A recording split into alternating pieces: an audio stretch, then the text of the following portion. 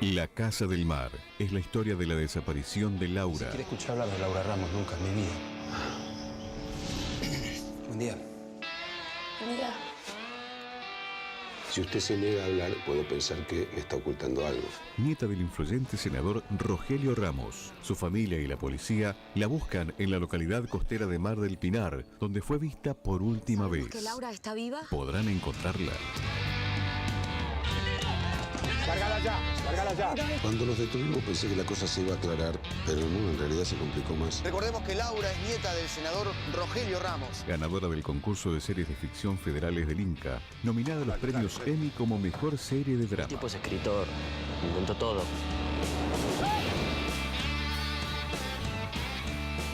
¿Dónde está Laura? No lo sé, realmente no lo sé. La Casa del Mar, viernes, 23 horas.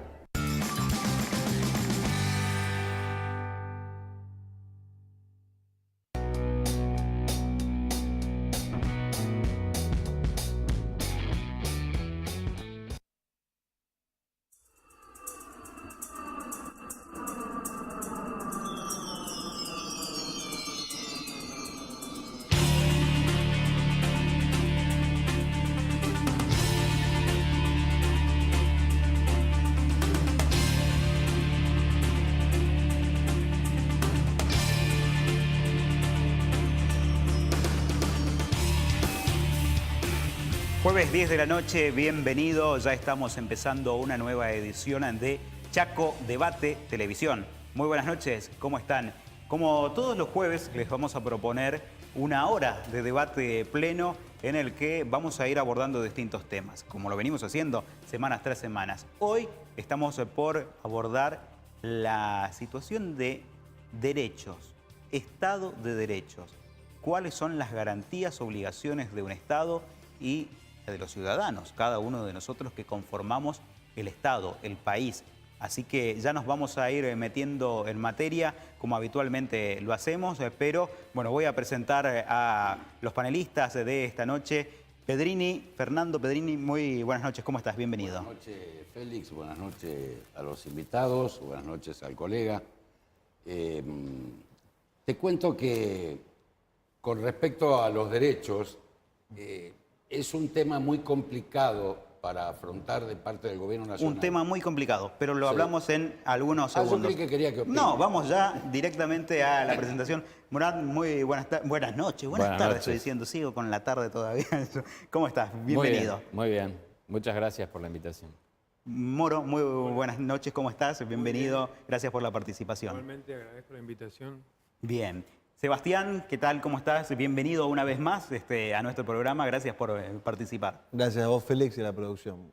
Roberto, ¿qué tema se nos viene hoy? Sí, más que interesante. Estamos más que contentos, especialmente por lo futbolístico, pero eso es otra historia. ¿Usted quiere entrar en otro tipo de debate? debate? No, es otra historia, pero es un tema más que interesante, por supuesto, el tema del Estado de Derecho. Y hay un par de interrogantes, un par de puntos que me parece que vale la pena desarrollarlo. Bueno, y lo vamos a desarrollar junto a Julio García, subsecretario de Derechos Humanos. Buenas noches, bienvenido. Buenas noches, gracias por la invitación. Bien, ya presentamos a cada uno de los que vamos a estar debatiendo en la noche de hoy. Y como es habitual, tenemos un informe que ha preparado la producción de este programa durante los últimos días. Así que entramos directamente al informe y después empezamos el debate. La Rosada evalúa avanzar con un proyecto para eliminar las primarias. Las PASO son una intervención del Estado en la designación de los candidatos.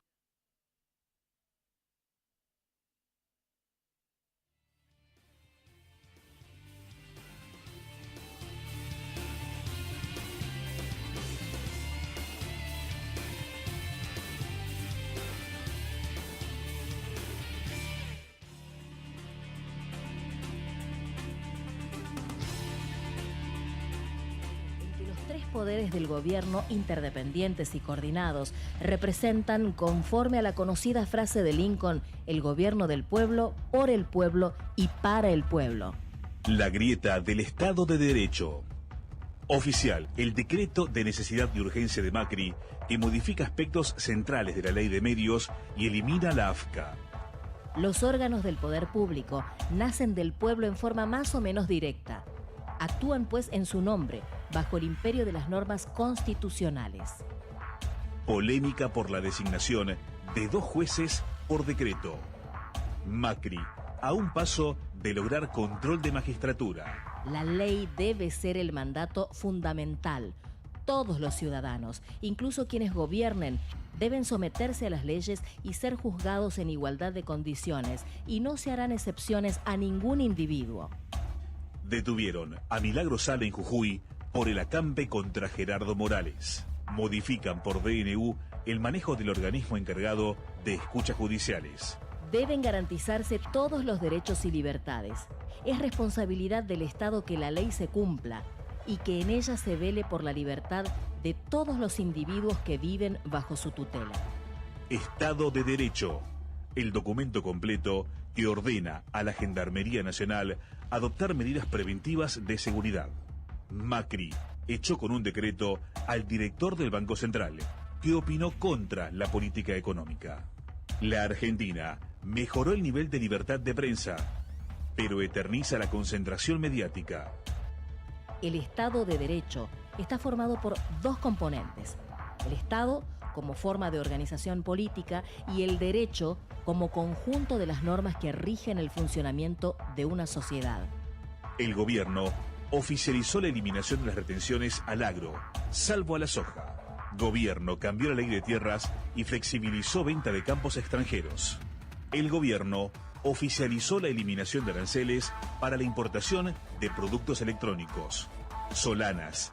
La eliminación de las retenciones a la minería se suma a la innumerable lista de ventajas impositivas del sector. El debate sobre el DNU que reforma la ley de riesgos del trabajo. No configura un Estado de Derecho aquel en el cual el órgano judicial no sea independiente de los demás órganos del poder público. Tampoco es Estado de Derecho aquel donde el órgano ejecutivo legisla y juzga a la par.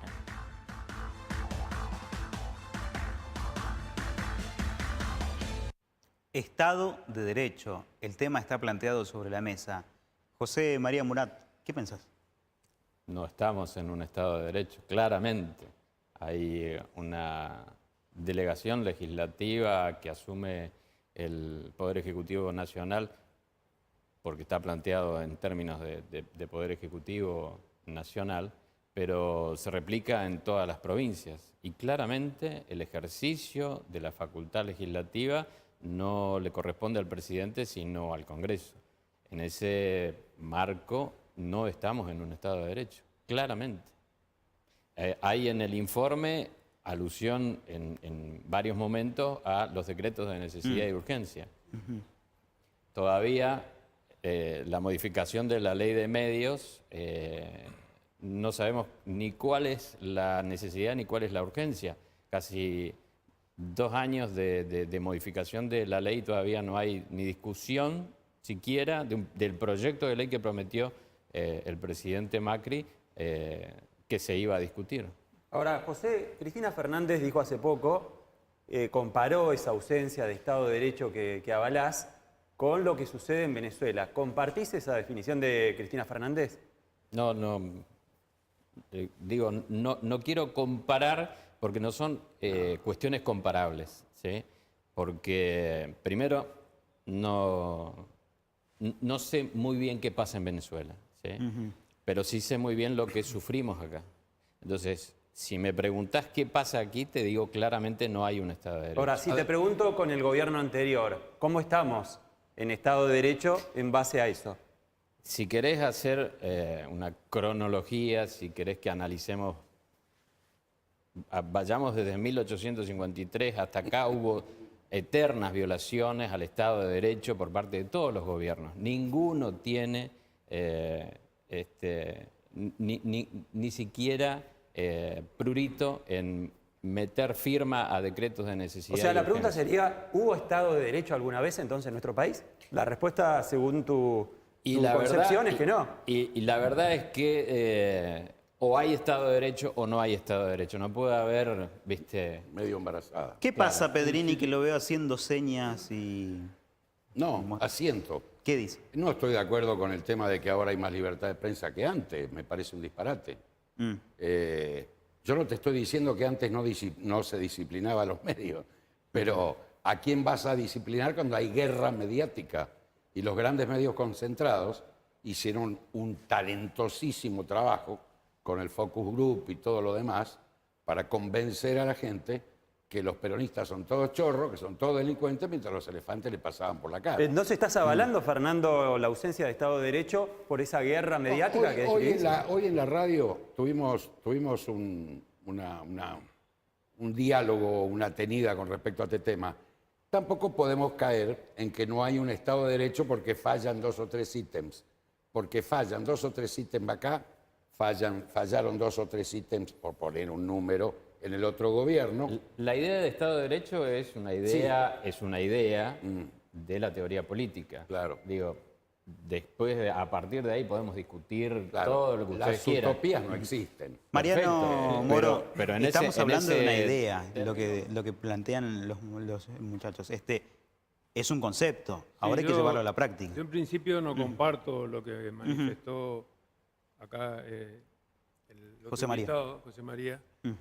Yo no creo que sea una cuestión de blanco o negro de si hay o no hay Estado de Derecho. El Estado de Derecho es un concepto que se contrapone al Estado de la fuerza, a la arbitrariedad, al autoritarismo. Y además es un concepto que se construye. Y es muy difícil hablar de Estado de Derecho sin pensar en democracia. Y todos los politólogos importantes del mundo saben que no hay democracia o no democracia, sino que hay distintos grados de democracia. Hay democracias formales, democracias materiales, y se van logrando mejores calidades de democracia a partir de que se van logrando mejores reconocimientos de derechos y se va fortaleciendo el entramado social. Entonces es una tarea en la cual uno va fortaleciendo una forma de vida, de organización de un Estado, que es el Estado democrático. Entonces, cuando nosotros decimos ¿hay Estado de Derecho o no hay Estado de Derecho?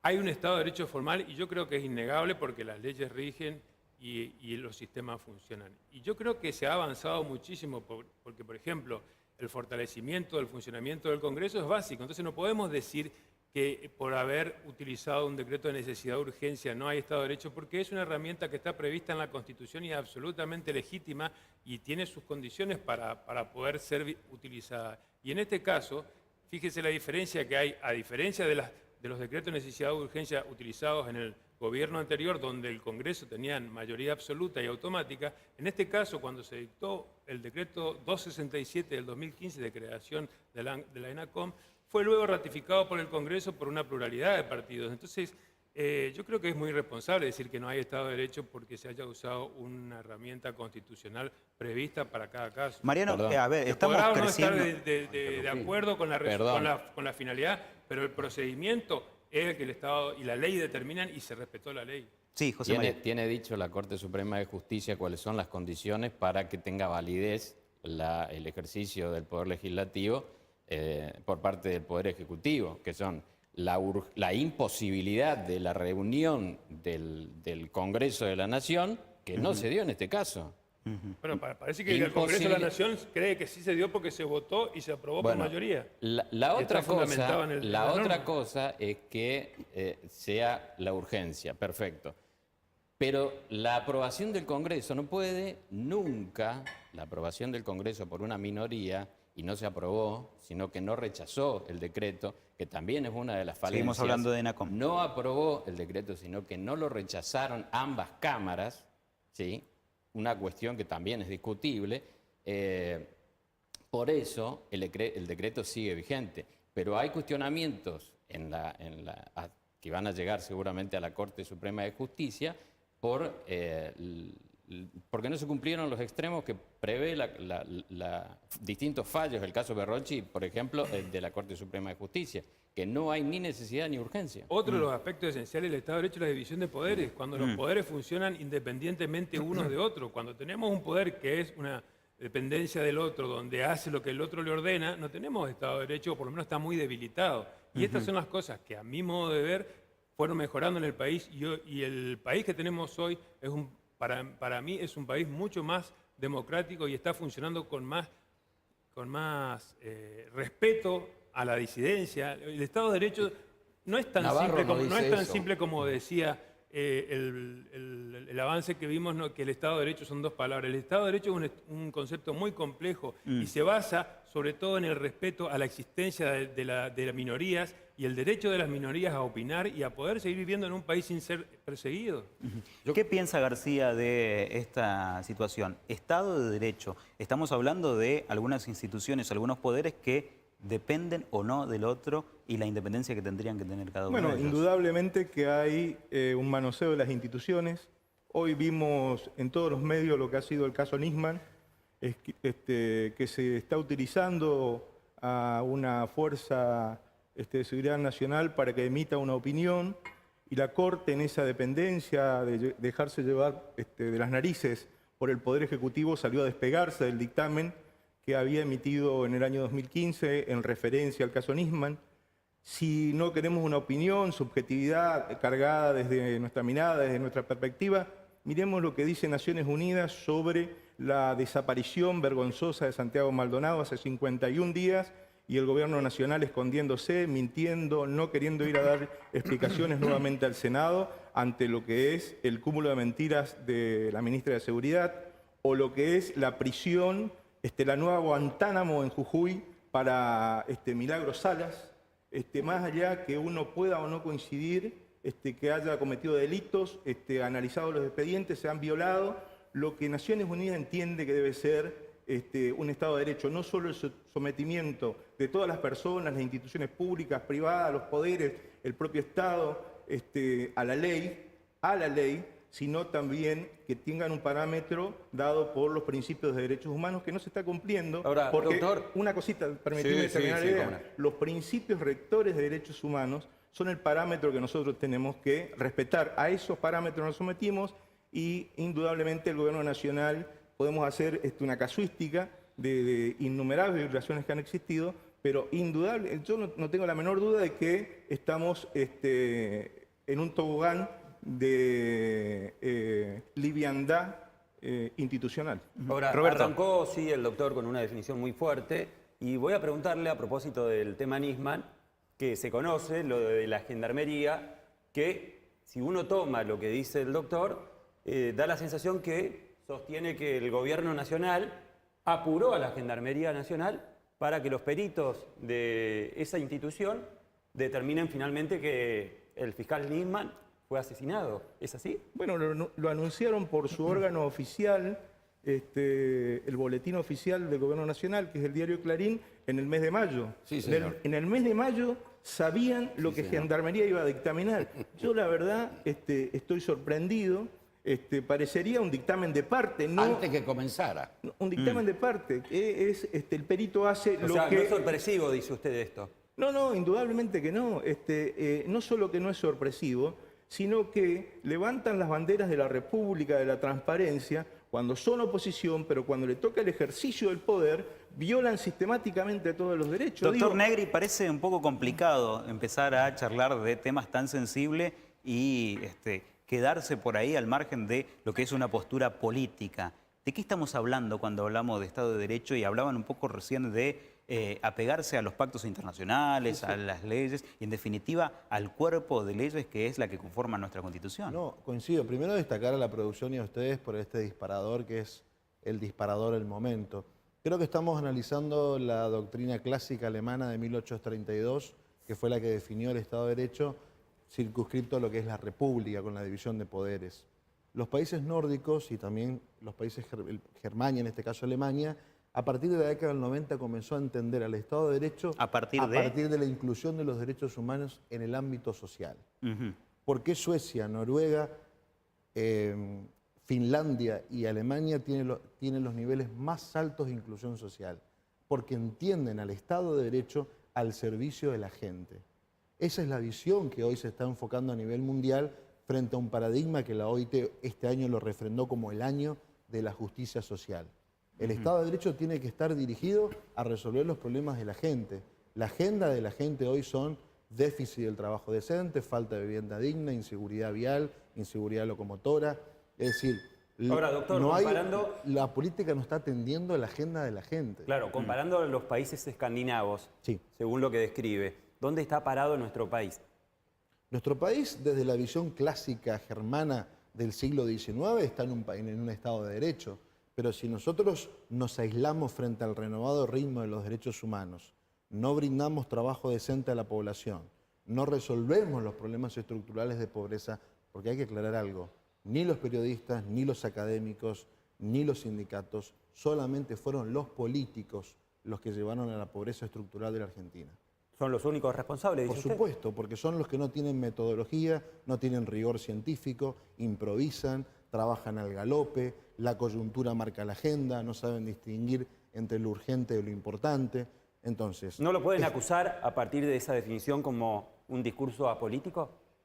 No, al contrario. Mi discurso es totalmente político, lo que no es partidario. Claro. Yo defiendo la política de los derechos humanos bajo el signo del trabajo decente. Yo lo que le pido a los políticos es que estudien, que se involucren en lo que el mundo hoy está hablando, que es la inclusión social a través de la justicia social del trabajo decente, y que ese es el Estado de Derecho moderno. A ver, si entramos en la retórica de discutir si hay decreto de necesidad de urgencia, si delegaciones parlamentarias, va a ser interminable la discusión. Mariano Moro, ¿esto es efectivo? Digo, como Sí, políticos, ¿es tan responsable del...? Yo diría un poco, dando una vuelta de tuerca a lo que dice el colega Ferreira, es que hoy en día ya incluso no basta con hablar con Estado de Derecho Social, porque hoy en día se habla de Estado Ambiental de Derecho, que es la última concepción del Estado de Derecho. Y que nosotros normativamente tenemos, a partir de la reforma del 94, muy buenas herramientas como para poder trabajar en la calidad de vida de la gente y poder brindar. Y a mí realmente plantear que la responsabilidad del lugar donde está la Argentina es de los políticos me parece que es bastante simplista y falso. Porque yo entiendo la sociedad como el resultado de un conjunto de interacción de las distintas fuerzas sociales, las personas, las organizaciones intermedias, sindicatos, profesionales, empresarios, trabajadores, y todos somos responsables de construir un país mejor. Ahora, ¿no cree, doctor, que hay un grado de responsabilidad mayor de la dirigencia política? No, no creo. Yo creo que todos tenemos una responsabilidad de participar, de fomentar en la institucionalidad, de ir en contra del abuso de derecho, porque posiblemente uno de los mayores problemas que tenemos fueron el abuso de derecho por la falta de herramientas que tiene la Argentina para protegerse de circunstancias impredecibles donde se genera la concentración de poder en algún grupo político o gremial o lo que sea que genera una distorsión. Y esa es una gran falencia que tiene la Argentina. Pero si vamos al Congreso, en el Congreso hay de todo tipo, hay profesionales, no profesionales, trabajadores, gente, o sea, la sociedad genera sus dirigentes y tenemos que, entre todos, entender que en el diálogo y el respeto empezar a aprender a ser una sociedad mejor. Y esto no es responsabilidad ni de un partido ni de los políticos. Todos tenemos responsabilidad de la Argentina que tenemos hoy en día. Y lo importante es que podamos hablar y entender estas ideas para respetarlas. Como discurso si nosotros tenemos una idea unilateral de que lo que nuestra es la verdad que vale y los que no piensan como nosotros están en la antípoda y no son argentinos, entonces tenemos un problema. Para nosotros, yo te digo que bueno, yo te digo solo muy estrepitoso. Vos decís. Sí. Hay un tema que yo creo que nos va a ayudar un poquito, porque si bien gran parte conceptualmente lo que dice el amigo es verdad, porque acá esta es una sociedad de todos y todos tenemos cosas que hacer y todos tenemos cosas que ver, es el Estado Nacional. Por ejemplo, las medidas económicas que adopta un gobierno implican un desarrollo o no desarrollo del conjunto de la sociedad. El empleo o el no empleo, el circulante o el no circulante, o si los supermercados venden más, o si se caen en picada. Entonces el gobierno tiene una parte importante en la transformación o no, en el devenir cotidiano de las sociedades. Ahora, un político termina siendo juzgado por reflejo condicionado en sus acciones por la sociología, fíjate vos, porque hace política. Esto es insustituible. Lo van a hacer bien, lo van a hacer mal, pero estamos, primero, no ante un partido político, sino ante una marca, y estamos frente a un presidente que, con un éxito impresionante, lo están presentando como un producto ante la sociedad y el tema es que a esto lo debería analizar la psicología, porque no actúan como políticos, actúan como CEOs. Y el patrón da órdenes, el patrón impone, no están acostumbrados a consensuar, lo del diálogo es mentira. Sebastián Negri. Deja agregar una cosita. Vamos con Morán, antes de 2 cambiar el segundos, tema sí. que me gustaría contribuir. Justamente yo creo que una visión donde pensamos que los responsables son los políticos es la que nos llevó a no estar mejor y a estar como estamos. Porque, por ejemplo, sociólogos como Alexis de Tocqueville, que estudiaron por qué Norteamérica tuvo esa explosión de buena calidad de vida, de industrial, de lo que fuera, vieron que el poder va en algunas sociedades de abajo hacia arriba. ¿Qué quiere decir esto? Que los ciudadanos se empoderan, tienen poder de decisión y los gobernantes no pueden decidir lo que se les ocurre. En cambio, otras sociedades, el poder va de arriba hacia abajo, del presidente a la gente. Y la gente que tiene un régimen paternalista cree que el gobierno le tiene que dar todo. Y lamentablemente no es así. Las respuestas no vienen del gobierno, las respuestas vienen de que la gente se comprometa y cada sector presione para que los gobiernos rindan cuenta de sus acciones y hagan lo que la gente quiere. Pero para eso hace falta herramientas donde la sociedad pueda participar, donde la sociedad exija a sus gobernantes que respeten las leyes, que no abusen el poder y que sean mandatarios suyos y no. Por eso es que si nosotros pensamos que un presidente o un partido nos va a dar la solución de la Argentina, estamos equivocados. Nosotros tenemos que empoderar a la gente, justamente el Estado ambiental de derecho, el concepto moderno de ambientalismo, y acá Julio, que fue mi compañero hace años ya en el estudio ambiental, se basa no solo en la ecología, se basa en el entramado social y en el empoderamiento de la gente, para que la gente sea partícipe de la toma de decisiones a nivel local, fortalecer las ciudades para que el entramado social se haga más fuerte y los gobernantes hagan lo que tienen que hacer y lo que la gente les indica. Un segundo, Roberto. Negri. A ver, quiero compartir con el colega Moro porque quiero decirte que, sin dudas, tu idea creo que es superadora a lo que yo dije. Con lo cual, me parece que esa es la función de los debates. Pensando lo que decías, quiero proponerte a ver si podemos reflexionar en alta voz. Está bien, creo que fui exagerado en atribuir el monopolio de la responsabilidad en la política.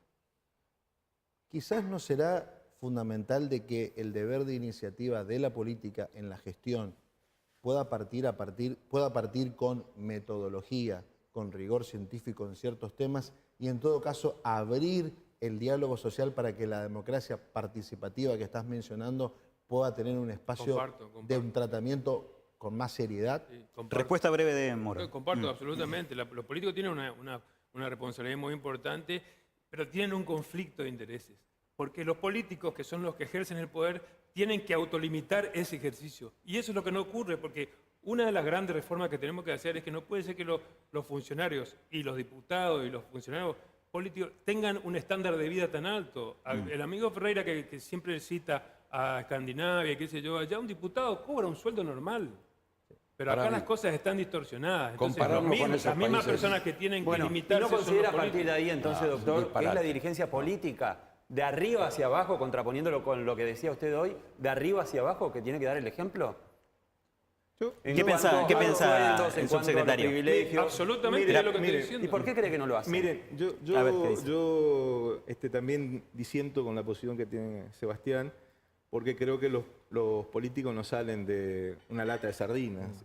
Son parte de nuestra sociedad, somos parte de nuestra sociedad. Ya me rectifiqué. No, digo, lo que pasa es que nos lleva a lugares comunes en Argentina. Digo, el mejor equipo que presentó Macri tenía que ver con traer teóricamente a los CEOs de las principales empresas transnacionales, porque no eran nacionales, transnacionales, al gobierno nacional, y ahí lo tenemos a Aranguren haciendo convenios con Shell, pidiendo que le perdonen sus 200.000 y pico de pesos. Sus deudas con la FIP. Está bien. Bueno, pedido que fue concedido, por diluir las responsabilidades en toda la sociedad sobre la gravedad. Yo, antes de hablar de trabajo decente, a mí me gusta hablar en Argentina de trabajo. Ha aumentado la desocupación, ha aumentado la precariedad laboral, ha aumentado la persecución, no solo a los jueces laborales, no solo a los jueces en general, sino que también empezó a aumentar la presión a los profesionales de la abogacía. Se hacen listas para ver quiénes son los que presentan las distintas... me parece que... No sé, yo litigo. Me parece que una cosa es la construcción de una sociedad democrática que de hecho en todas nuestras constituciones, la Constitución del Chaco, la Constitución Nacional, que son constituciones modernas, tienen el referéndum popular, tienen la iniciativa popular, pero yo no he visto que ningún escenario lo plantee como necesidad. Y cada vez que se plantea una cuestión de esa en alguna provincia, a mí me tocó participar de varios plebiscitos en la provincia de Misiones referido a la construcción de represas.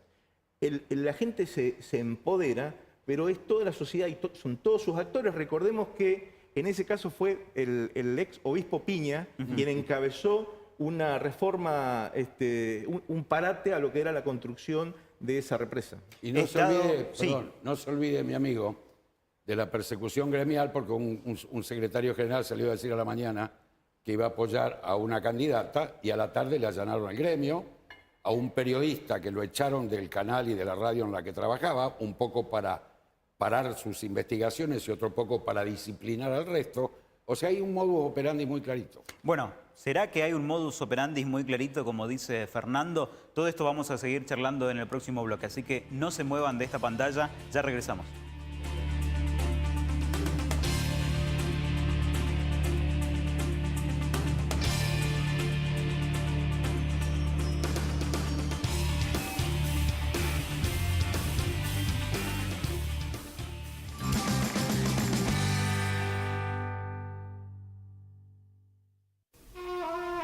Un nativo de la Amazonia incaica decide enfrentar a los conquistadores españoles. Ich, con sus máscaras, posee el poder de transformarse en feroces animales para combatir las injusticias de la colonización. ¿Querés hacer crecer tu negocio? Del 25 al 27 de septiembre en el Centro de Exposiciones Gala llega la tercera edición de FITEP Nordeste, Expo Alimentaria. Vas a encontrar capacitaciones, materias primas, comercialización, tecnología y además Expo Alimentos Chaco, con seminarios gratuitos sobre procesos y competitividad, marketing 3.0 y casos de éxito. Inscribite en Facebook, Pymes Chaco. Invitan Publitec, Ministerio de Industria, Comercio y Servicios. Chaco, Gobierno del Pueblo. Desafíos, el programa de los jóvenes, sus propuestas, sus necesidades, sus desencuentros, sus reclamos y los temas más importantes que afectan a la sociedad. Desafíos, un programa para participar y debatir junto a toda la familia. Desafíos, sábados de 13 a 14 horas, en vivo y en directo, con la conducción de Jorge Morelo. Desafíos, el programa más premiado de la televisión chaqueña. ¿La conoce? Sí, es Laura Ramos, la chica que están buscando. La Casa del Mar es la historia de la desaparición de Laura. Si quiere escuchar hablar de Laura Ramos nunca en mi vida. Buen día. Buen día. Si usted se niega a hablar, puedo pensar que me está ocultando algo. Nieta del influyente senador Rogelio Ramos. Su familia y la policía la buscan en la localidad costera de Mar del Pinar, donde fue vista por última vez. ¿Que Laura está viva? ¿Podrán encontrarla? ¡Lárgala ya! ¡Lárgala ya! Cuando los detuvimos pensé que la cosa se iba a aclarar, pero no, en realidad se complicó más. Recordemos que Laura es nieta del senador Rogelio Ramos. Ganadora del concurso de series de ficción federales del Inca, nominada a los premios Emmy como mejor serie de drama. El tipo es escritor, inventó todo. ¿Dónde está Laura? No lo sé, realmente no lo sé. La Casa del Mar, viernes, 23 horas.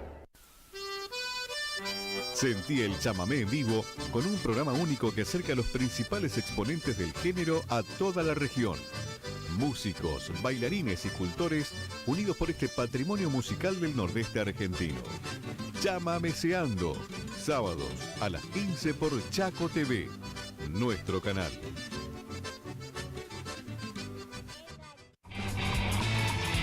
El Aguante Deportivo. La pasión por el fútbol en un programa con análisis, opinión y polémica. También te mostramos la participación de los equipos chaqueños en torneos federales. El Aguante Deportivo. lunes y viernes a las 21:30 horas por Chaco TV, nuestro canal. ¿La conoce? Sí, es Laura Ramos, la chica que están buscando. La Casa del Mar es la historia de la desaparición de Laura. Si quiere escuchar hablar de Laura Ramos nunca en mi vida. Buen día. Buen día. Si usted se niega a hablar, puedo pensar que me está ocultando algo.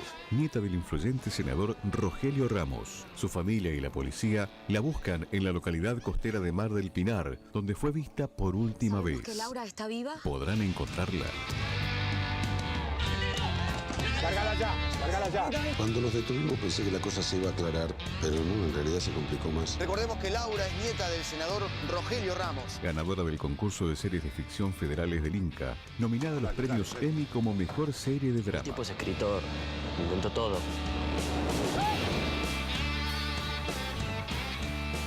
¿Dónde está Laura? No lo sé, realmente no lo sé. La Casa del Mar, viernes, 23 horas. Un nativo de la Amazonia incaica decide enfrentar a los conquistadores españoles. Ich, con sus máscaras, posee el poder de transformarse en feroces animales para combatir las injusticias de la colonización.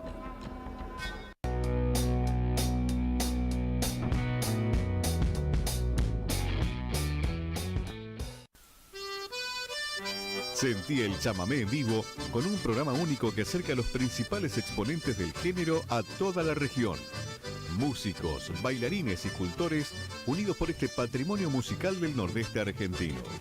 Chamameseando, sábados a las 15 por Chaco TV, nuestro canal.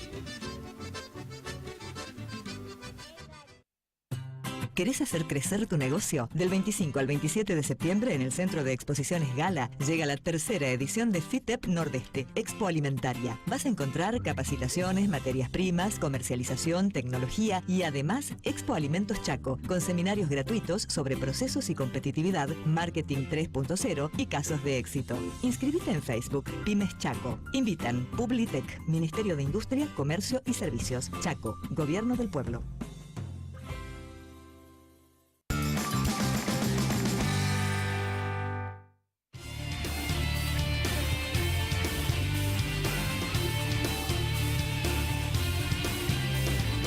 Bien, quedaba planteado ya en el primer bloque este tema y cerrábamos el bloque anterior y Fernando hacía una exposición de lo que para él es un Estado de Derecho y de algunas violaciones que se están dando. ¿Qué es lo que empezabas a marcar? Lo he dicho, si vos lo analizás desde la psicología, estamos con gente que cuando solo era rica, era impune. Hay funcionarios que salieron con más de 200 causas del gobierno de la ciudad. Y arreglaban todo. Calcula ahora que siguen siendo y son más ricos todavía y encima tienen poder. Y tienen Angelis y tienen todos estos tipos que ni Lilita los quiere, que andan operando detrás de bambalina en el Poder Judicial.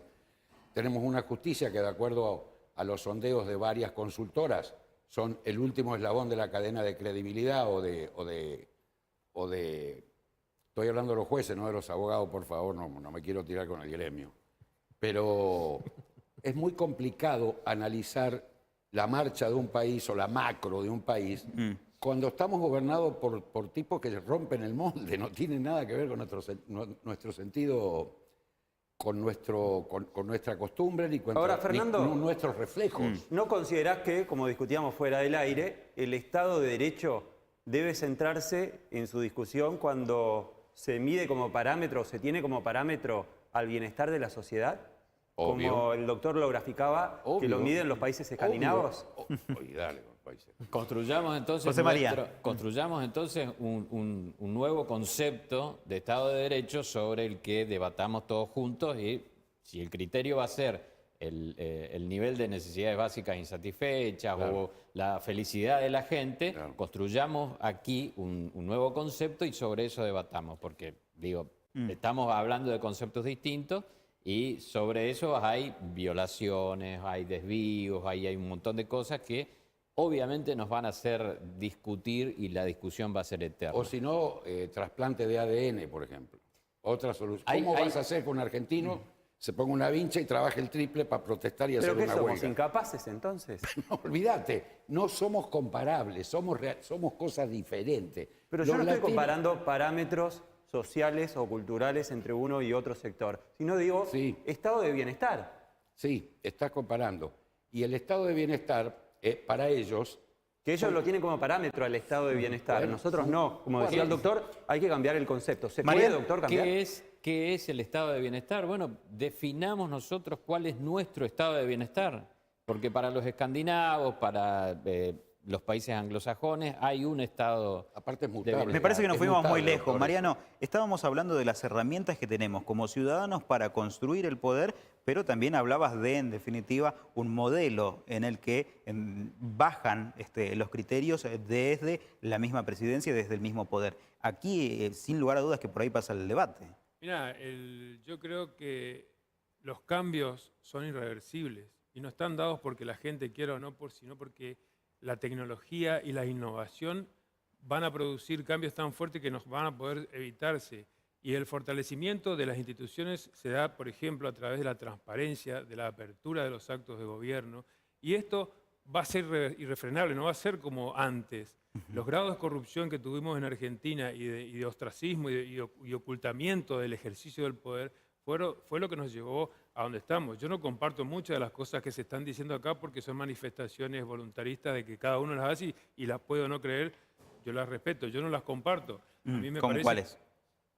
como el tema de los que refería Fernando recién a algunos funcionarios del actual gobierno, que yo creo que el actual gobierno son funcionarios que son probos y que además están expuestos a que si alguien tiene algo los denuncie. No es como ocurría antes. Antes no había formas de hacer denuncias porque estaba cooptado los distintos sectores de poder de la sociedad.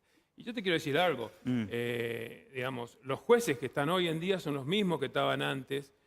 Los funcionarios, muchos, excepto los del gobierno, muchos diputados son los mismos. Las sociedades tienen sus tiempos de cambio.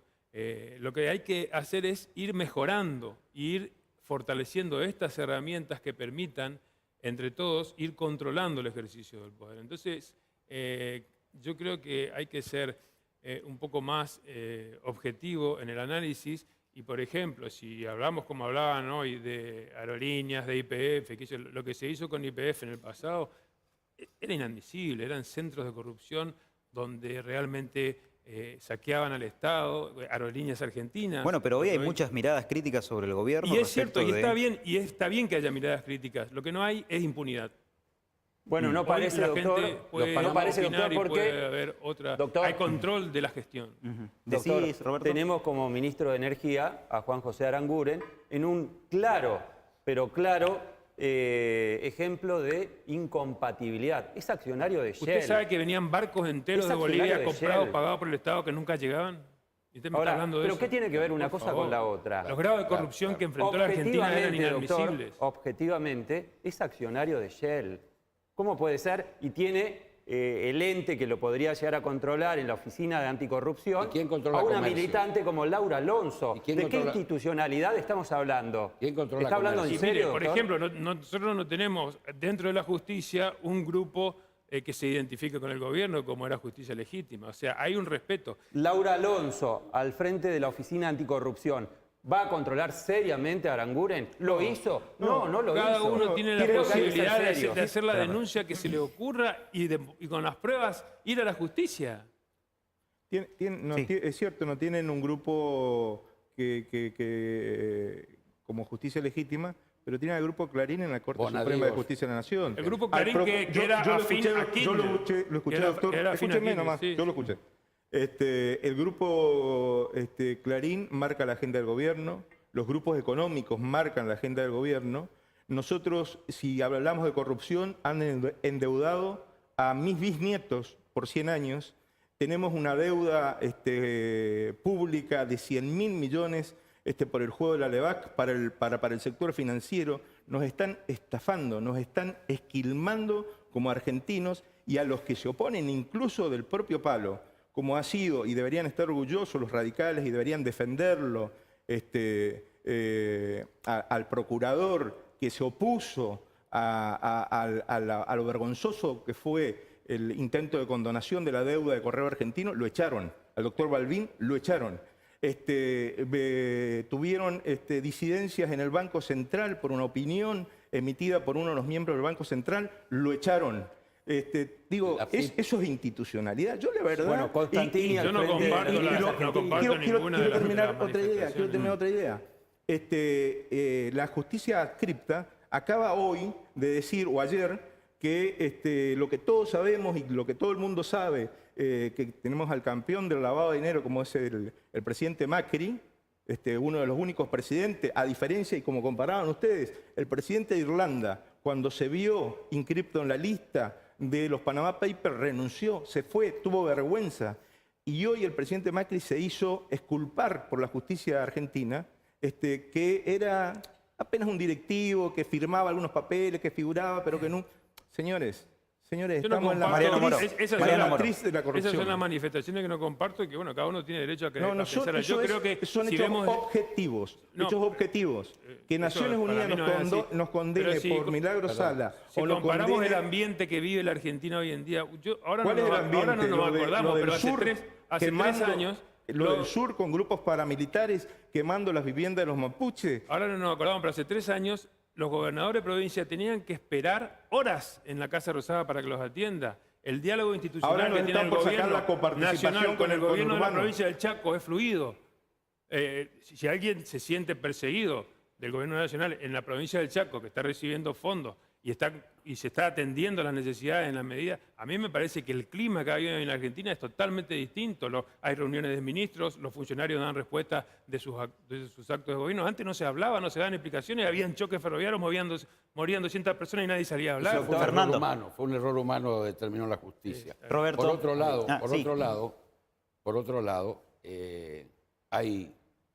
hoy recordaba Roberto en la radio, José Luis Esper, que a la derecha de Esper hay una pared, decía que estamos llegando a los números del 2001 con respecto a muchos temas, a deuda y las consecuencias de la deuda. Cierre de fábricas, obreros en la calle, todo el entramado social está empezando a ser corroído, no repunta el consumo, no baja la inflación. Entonces estamos en una situación muy complicada que nos obliga a laburar a todos mucho más. Pero que no nos vengan a contar que esto es un país de colores, porque es mentira, es relato. Hay que recordar una cosa, Félix y Fernando, lo que pasó una semana antes, días antes de la PASO provincial, de la PASO nacional, perdón, en donde hubo una transferencia, un cambio, una modificación en el pedido de adelanto de transferencia, de adelanto de coparticipación, que atrasó el pago de envío de fondos acá en la provincia de Chaco y que incidió seguramente de alguna u otra forma en la lectura que hizo la oposición acá en base a que, miren, el gobierno provincial no paga en tiempo y forma, etcétera, etcétera, y tenía que ver más que nada con ese cambio sorpresivo en el adelanto de coparticipación. ¿No cree que eso también afecta, doctora, a la institucionalidad? Sí, yo puntualmente no puedo hablar de eso porque no intervine ni tengo responsabilidad en el acto, pero yo creo que hay que trabajar en eso. Hay muchas cosas, yo no creo que nadie pinte que sea un país de rosa, creo que hay buena intención, se está trabajando bien, queriendo mejorar las cosas y fortaleciendo la institucionalidad del país. Y yo creo que van a haber muchas cosas que mejorar, eso sin duda, pero lo que tenemos que dejar es de pensar que somos enemigos. Nosotros tenemos que saber, y sobre todo en el Chaco tenemos que trascender las banderías partidarias, tenemos que saber que todos los chaqueños tenemos que trabajar para que tengamos una mejor calidad de vida, para que los chaqueños seamos más capaces, para que nuestros chicos puedan salir al mundo y defenderse con mayores herramientas. Doctor, ¿qué opina de Aida Ayala, que dijo que admira a María Eugenia Vidal por cómo pelea por su provincia y de alguna manera está dejando trascender si admira a quien está peleando por sacarnos un sueldo y medio y el aguinaldo? Uno puede llegar a presuponer que va a levantar la mano a favor de ese tipo de cosas. Yo no me voy a hacer cargo de lo que diga Aida Ayala. No, pero un personaje público.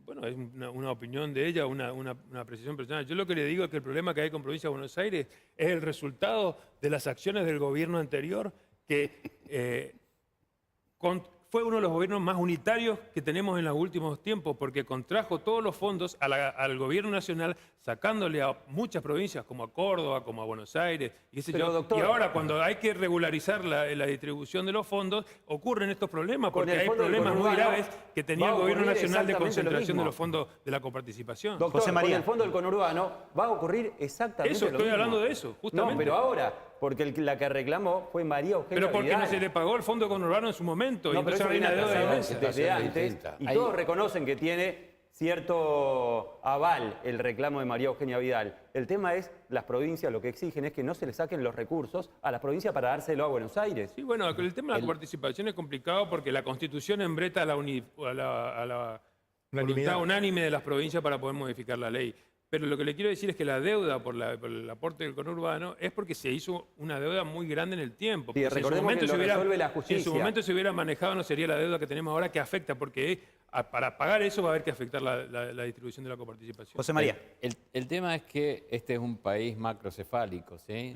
Todo se concentra en Buenos Aires. La idea debería ser empezar a desconcentrar Buenos Aires, empezar a desarrollar las regiones, y este problema ya no se daría. Digo, si empezamos a desarrollar las regiones, las potencialidades que tiene cada una de las regiones, Buenos Aires no tendría por qué reclamar más, porque el argumento es que todo el país va y termina en Buenos Aires, que Buenos Aires tiene que terminar. Todos estamos de acuerdo, y sobre todo los provincianos, pero el tema es que hay leyes y uno no puede pasar por encima de las leyes. Hay que buscar la forma en que entre todos encontremos una mejor forma de repartir la corporación. A eso nos estamos refiriendo. Hay un Estado de Derecho porque todo está...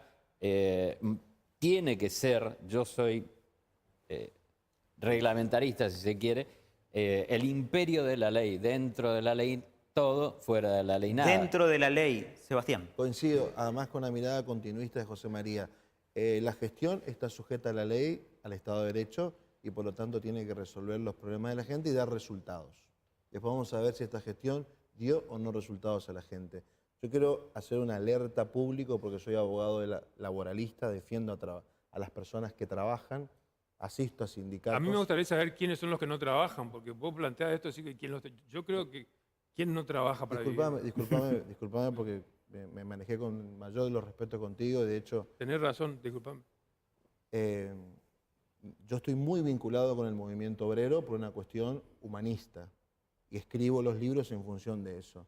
Hay una presión del gobierno nacional puntual a todos los gobernadores para la adhesión de la 27348 para que transfieran todas las competencias a las vergonzosas comisiones médicas jurisdiccionales, que lo que van a lograr, si los gobernadores acceden, que ya accedieron dos, Ciudad Autónoma de Buenos Aires y Córdoba, ahora viene Mendoza, si acceden, van a lograr que las ART obtengan en un plazo de 2 años 195.000 millones de pesos de ganancia, a costa del impuesto de sangre. Gracias a Dios estamos los abogados. A costa del impuesto de sangre de la gente. Gracias a Dios estamos los abogados, porque vos, que sos abogado laboralista, sabés que la Corte se pasó decretando la inconstitucionalidad de las leyes que el Congreso dictó en violación de los derechos laborales. Y ese es el trabajo que tenemos que hacer los trabajadores. Yo puntualmente no sé de esto que vos estás contando, y me parece que la función de la división de poderes es que el Poder Judicial, en este caso la Corte Suprema, decrete la inconstitucionalidad si hay leyes que violan los derechos de los trabajadores,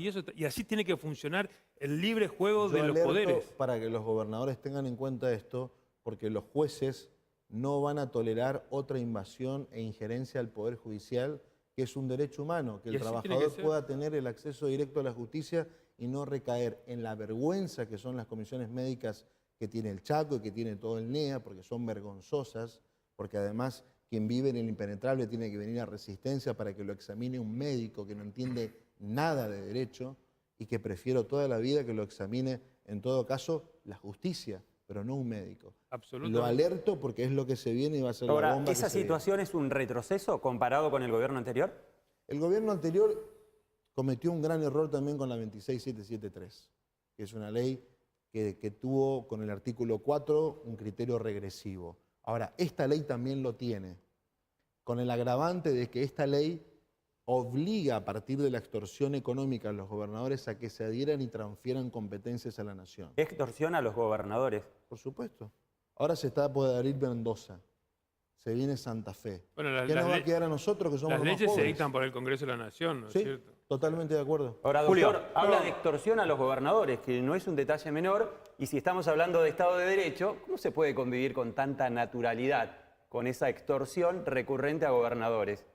Bueno, yo creo que el doctor habla de extorsión en un término figurado, porque en realidad el derecho se ejerce y los gobernadores tienen las facultades que le dan la Constitución Nacional y las constituciones de su provincia, y si en algún momento el Congreso avanza en facultades que no tiene, los gobernadores tienen las herramientas para impugnar esas leyes. Ahora, sentido figurado, doctor, ¿qué ocurre, por ejemplo, con una provincia que depende enormemente de los recursos nacionales cuando te retrasan un par de semanas esos recursos en cuanto a su envío? No, y después, ¿No puede ser un mecanismo de presión para esa extorsión? Claro. Bueno, eso es una cuestión aparte, ¿no es cierto? No, Julio. De hecho. No, yo estoy convencido que estamos ante una corporación que se ha apoderado del Estado, que acumula riqueza, transfiere riqueza hacia los sectores concentrados de la economía, y que bajo el discurso liberal que en algún momento va a derramar,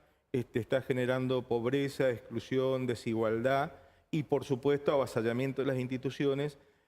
Recordemos que la Corte Suprema de Justicia también en la cuestión laboral ha sufrido graves retrocesos.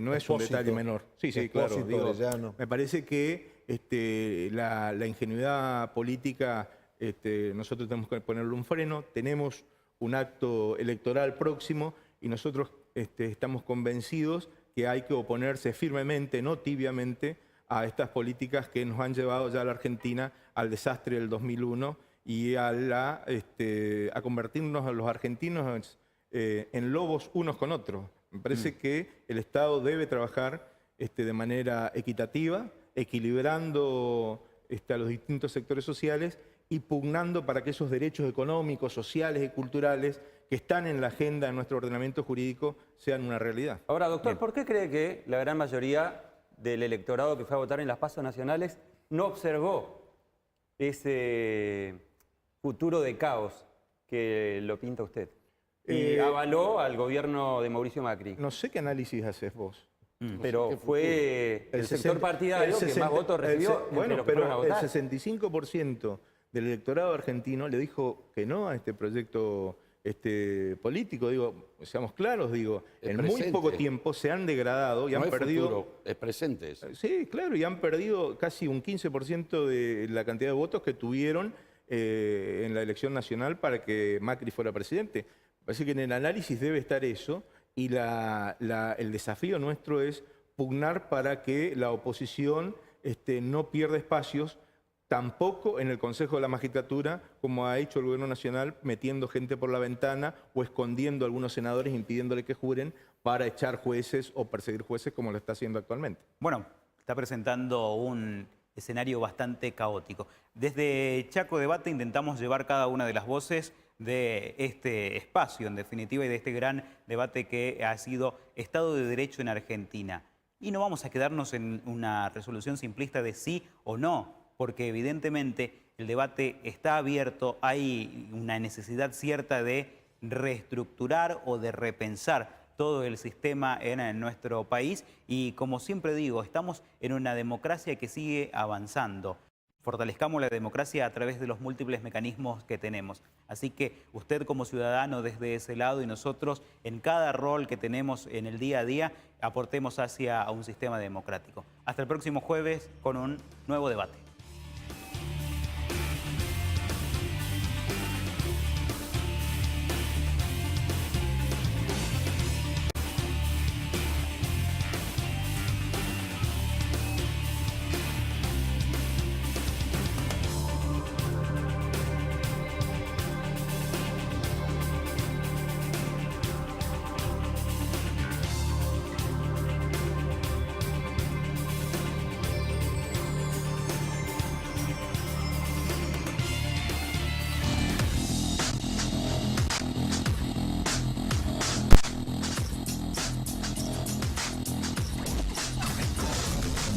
¿Qué tal? ¿Cómo están? Bienvenidos a un nuevo programa de Automotor TV, aquí por la pantalla de Chaco Televisión. Hoy vamos a estar recorriendo la ciudad de